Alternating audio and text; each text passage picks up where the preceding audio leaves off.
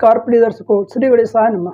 आइए बात कर लेते हैं आज का दैनिक पंचांग, जो कि 28 मई 2025 दिन रहेगा बुधवार। पंचांग के विषय में संपूर्ण जानकारी प्राप्त है तो वीडियो को अंततः अवश्य ही देखें।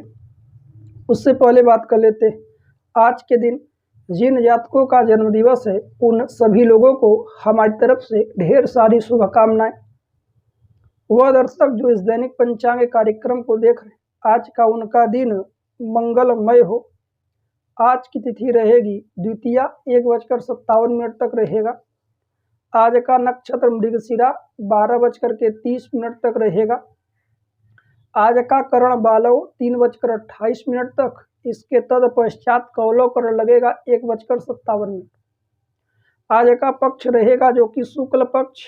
आज का योग रहेगा धृति योग 7:08 पर। आज का वार रहेगा जो कि बुधवार। आइए बात करते हैं आज सूर्योदय, सूर्यास्त, चंद्रोदय और चंद्रास्त का क्या क्या समय है। सूर्योदय का समय लगभग प्रातःकाल 5:08 पर रहेगा। चंद्रोदय का समय 5:48 पर रहेगा। आज चंद्र राशि चंद्रमा वृषभ राशि में 1:37 तक गोचर करेंगे। इसके तत्पश्चात चंद्रमा मिथुन राशि में प्रवेश कर जाएंगे। सूर्यास्त हो जाएगा सायंकाल 6:42 पर। चंद्रास्त होगा 8:22 पर। आज का ऋतु रहेगा ग्रीष्म ऋतु।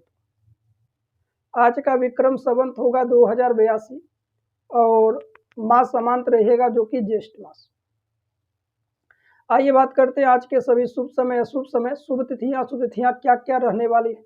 शुभ मुहूर्तों में चर्चा करेंगे तो अभिजीत मुहूर्त। आज बुधवार है तो आज के दिन अभिजीत मुहूर्त नहीं रहेगा।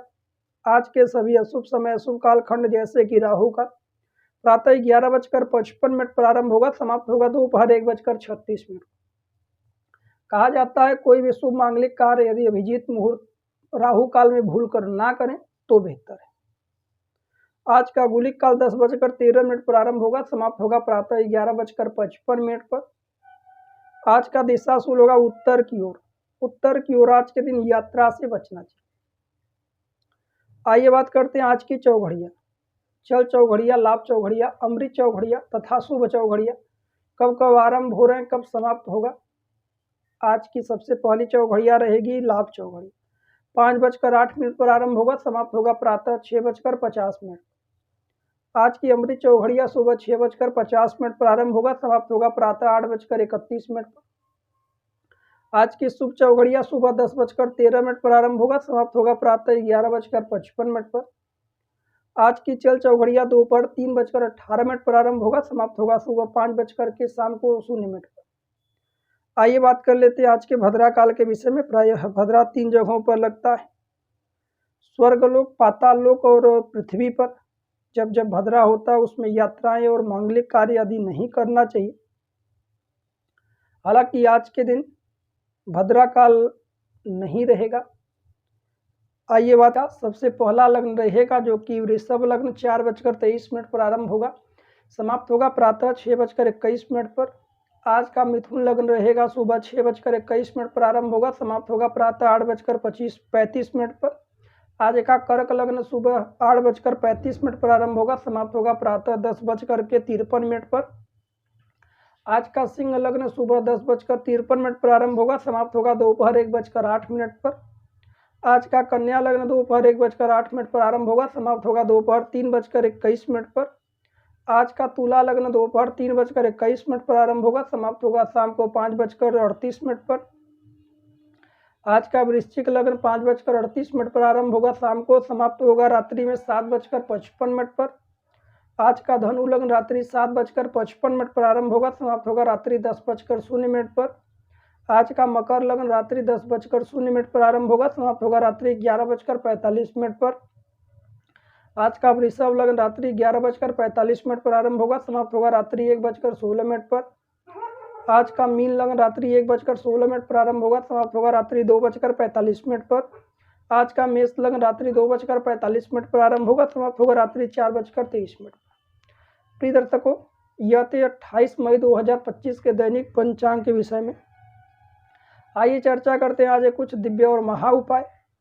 कुंडली में वक्री ग्रहों का भी विशेष प्रभाव देखने को मिलता है। यदि कोई ग्रह कम डिग्री का है, अशुभ भाव में बैठा है, परंतु वह वक्री है तो वह अपना पूरा फल देगा। नीच का है, वक्री है तो नीच के समान संपूर्ण फल देगा।